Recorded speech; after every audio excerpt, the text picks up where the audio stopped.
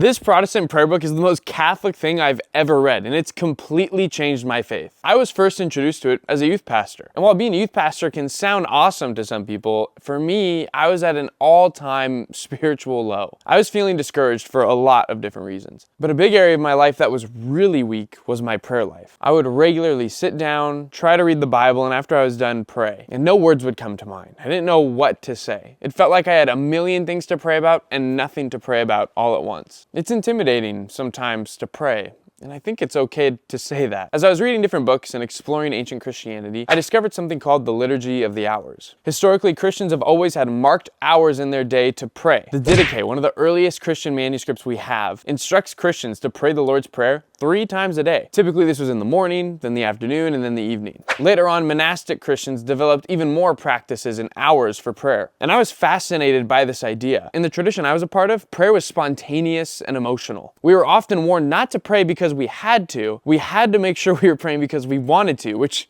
is kind of a head trip the longer you're in that kind of mindset. How did I know I really wanted to pray? Prayer is good. Should I make myself do something good even if I don't feel like it right away? There were so many questions that the Liturgy of the Hours seemed to answer. And so I was looking for ways that this could be applicable to my life. How could I do this as a regular Christian? And then I was introduced to the Book of Common Prayer. The Book of Common Prayer comes from the Anglican tradition, and it's a collection of prayers, liturgies, and it had a section for the Liturgy of the Hours called the Daily Office. These are prayers for the morning, the afternoon, the evening, and before bed. Now, I was hesitant to try and use something like this at first, because I was taught that if prayers were written or rote, it didn't mean anything. The curious part of me was more persistent, and honestly, I was willing to try anything to revitalize my prayer life. And so I started praying the Daily Office. My very first impression of cracking this thing open was that you begin the Daily Office with a confession of sin. The very first thing the Daily Office has you say to God is, "Almighty and most merciful Father,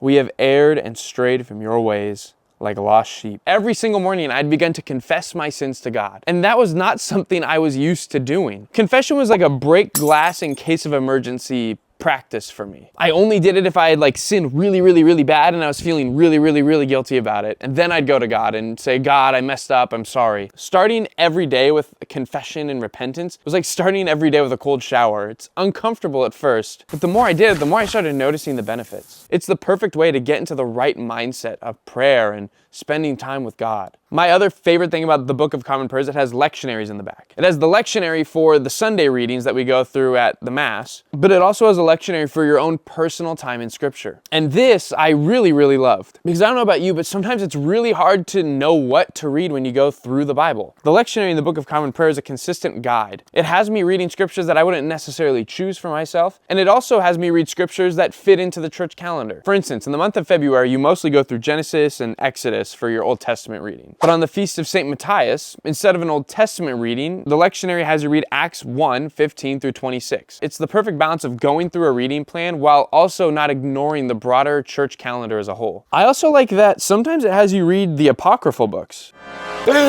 Yes, I said the apocryphal books, or the Deuterocanon if you'd like to call them that. The Anglican tradition still believes they're important to read, and so I've gotten to know the apocryphal books because of the Anglican lectionary. Yes, Protestants read the Apocrypha, and I have a video talking about it. Shameless plug. But it wasn't all sunshine and rainbows. I gotta be honest, written prayers were very uncomfortable for me at first. It felt very unnatural saying what somebody else had written for me to pray instead of just giving to God what was on my heart. But 2 things have helped me get over this. And the first is that honestly, the prayers written in here summarize things way better than I ever could. You ever go to God when you're really anxious or upset and you just don't know what to say, and so you just start rambling, just word vomiting everything to him? Now, I don't believe he doesn't love that, but I just like to offer up this prayer for trustfulness and times of worry and anxiety that the Book of Common Prayer has. Most loving Father, you will us to give thanks for all things, to dread nothing but the loss of you, and to cast all our care on the one who cares for us. Preserve us from faithless fears and worldly anxieties, and grant that no clouds of this mortal life may hide from us the light of that love which is immortal. That just put it perfectly, right?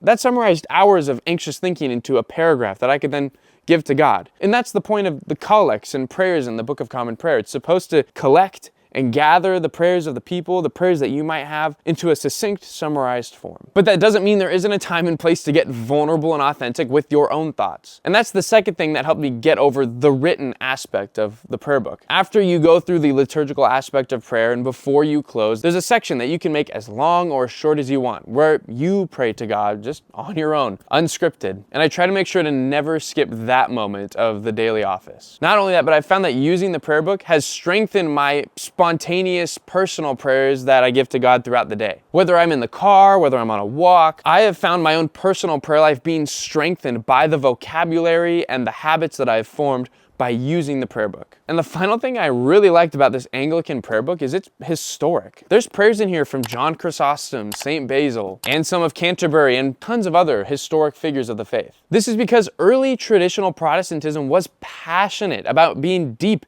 in Christian history. Thomas Cranmer is the primary English reformer of the Church of England, and he's mostly responsible for compiling the prayer book. His goal wasn't to reject everything that came before him. Quite the opposite, actually. Cranmer's goal was to take this wealth of prayer and liturgy from the historic church and not just leave it for monks to pray in mountains, but actually put it in a book that the common Christian could utilize for themselves. Now the plowboy could read the prayers of John Chrysostom for himself and utilize them for his own relationship with God. The BCP includes prayers from early Christianity, medieval Catholicism, and even prayers that our Orthodox brothers and sisters would recognize. And the point of the prayer book wasn't just to be an individual thing. All of the liturgies that the church uses throughout the year are in here too. I use this book for my personal prayer life and when I go to church on Sunday. The goal of the prayer book isn't to become individualized, it's actually to become a more universal Christian. And that's what I meant when I said this is the most Catholic book I've ever read. That word Catholic originally in Latin is katholikos, which just means universal or according to the whole. When we say in the Nicene Creed, we believe in one holy, Catholic, and apostolic church. It means we confess a church that transcends cultures and time periods and languages and ethnicities. The church is for all people throughout all of time. And that's the greatest gift I've received from the Book of Common Prayer. It's still shaping my faith. It's making me more Catholic. Not Catholic in the institutional sense,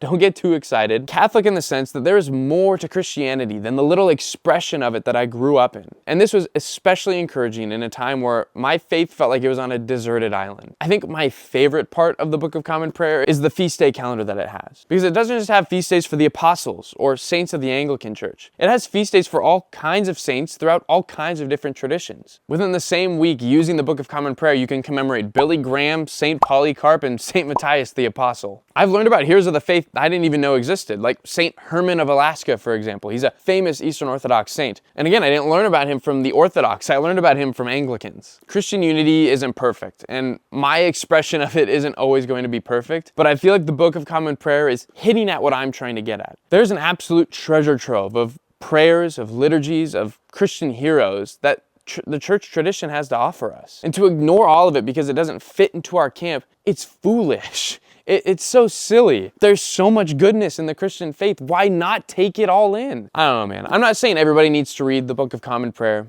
You do what the Spirit is asking you to do in your context, but you should at least consider it. That's all I'm saying. But I will give you a warning. If you do start praying with the Book of Common Prayer, you're probably going to grow in a greater appreciation for the universal church that Christ has established. If you're interested in hearing another take I have about a very common prayer practice, then check out this video where I explain my experience with the rosary and how transformative that's been for my faith. Finally, if you're at all interested in ecumenism, Christian unity, and just being more curious instead of condemning others, consider subscribing, liking, commenting, doing all the things on the YouTubes, and join me on this journey of trying to advocate for Christian unity. I'm Joey, this is Christianity United.